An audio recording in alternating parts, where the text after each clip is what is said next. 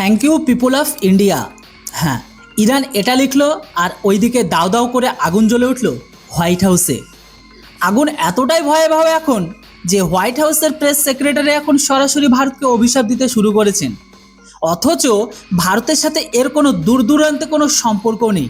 হ্যাঁ বন্ধুরা, ইরান এখানে এমন এক চালকে চলেছেন যে মনে হচ্ছে আমেরিকা এখন তার সমস্ত ক্ষোভ ভারতের ওপরে উগড়ে দেবে।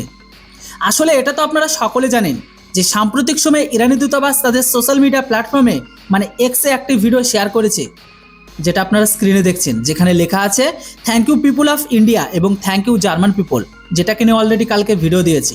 তো এরপর একজন লোক উর্দুতে কিছু লিখেছেন, আমি জানি না সেখানে কি লেখা আছে, যদিও আপনারা কেউ যদি জেনে থাকেন এটা কি লেখা আছে অবশ্যই কমেন্ট করে অবশ্যই জানাতে পারেন।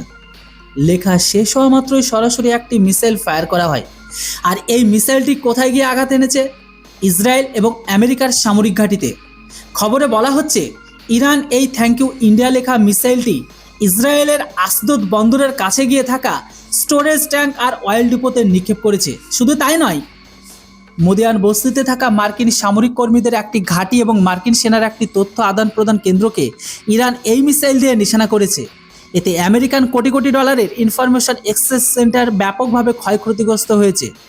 তবে এই হামলার পর ইসরায়েল ইরানের নিন্দা করলেও ভারতকে কিছুই বলেনি, কিন্তু আমেরিকা ইরানের চেয়েও বেশি রাগ ঝেড়েছে ভারতের উপর।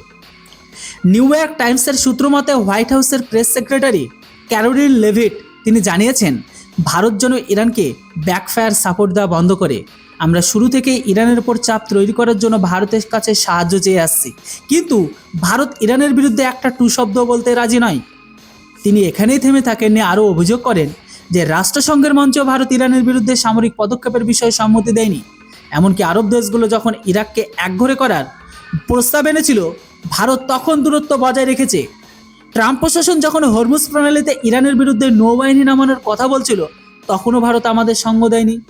আর এই কারণেই ইরান আজকে এভাবে বুক ফুলিয়ে ভারতের নাম লিখে আমাদের ঘাঁটিতে মিসাইল ছড়ছে। ভারত সরকারের উচিত এটাকে গুরুত্ব সহকারে দেখা, নয়তো ভারতের প্রতি আমাদের দৃষ্টিভঙ্গি বদলে যাবে।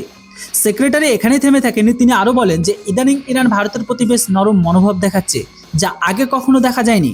এই পুরো যুদ্ধ একটি ভারতীয় জাহাজও ক্ষতিগ্রস্ত হয়নি, এমনকি ইরান ভারতকে নিয়ে কোনো হুমকিমূলক স্টেটমেন্টও দেয়নি।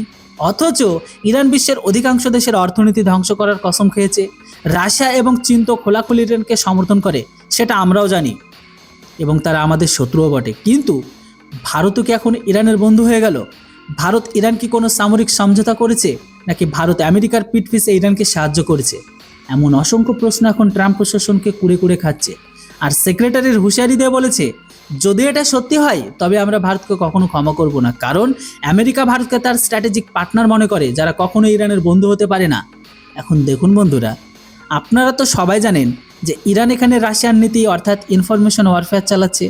ইনফরমেশন ওয়ারফেয়ার মানে এমন এক যুদ্ধ যেখানে অস্ত্র নয় বরং ভুল তথ্য ব্যবহার করে মানুষকে চিন্তাভাবনা ঘুরিয়ে দেওয়া বা ব্রেন ওয়াশ করা, আবেগ এবং সিদ্ধান্তকে প্রভাবিত করা। আর ইরান তাদের মিসাইলে thank you people of India লিখেছে ঠিকই, কিন্তু ভারত তো সেটা লিখতে বলেনি। এমনকি ভারত সরকার এর জন্য ইরানের কোনো প্রশংসা করেনি। ইরান সোশ্যাল মিডিয়ায় এই ধরনের ভিডিও পোস্ট করে ইউরোপ, এশিয়া আর আফ্রিকার দেশগুলোর সহানুভূতি পাওয়ার চেষ্টা করছে এবং আমেরিকাকে উস্কে দিচ্ছে। ইরানের দাবি, যুদ্ধ সবসময় আমেরিকায় চেয়েছে, ইরান শুধু নিজেকে রক্ষা করছে। আর এই কথাগুলো তাদের উপর বেশি প্রভাব ফেলেছে যারা আজকের দিনে ট্রাম্পকে ঘৃণা করেন, কারণ ট্রাম্প প্রেসিডেন্ট হওয়ার পরে থেকে কোথাও না কোথাও যুদ্ধ লেগে আছে।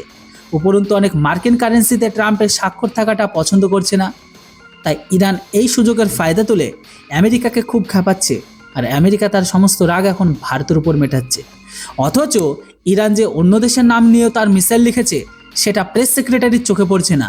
তো এই বিষয়ে আপনি প্রেস সেক্রেটারিকে কি পরামর্শ দিতে চাইবেন কমেন্ট করে অবশ্যই জানান। আর হ্যাঁ, ভিডিওর ইনফরমেশন ভালো লাগলে অবশ্যই চ্যানেলটিকে সাবস্ক্রাইব করুন। Thanks for watching. জয় হিন্দ, বন্দে মাতরম।